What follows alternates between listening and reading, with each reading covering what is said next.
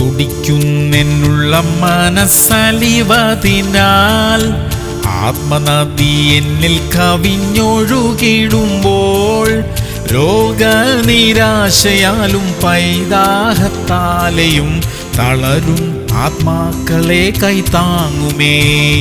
വില നൽകേണ്ടതുണ്ടെന്നറിയുന്നു ഞാൻ.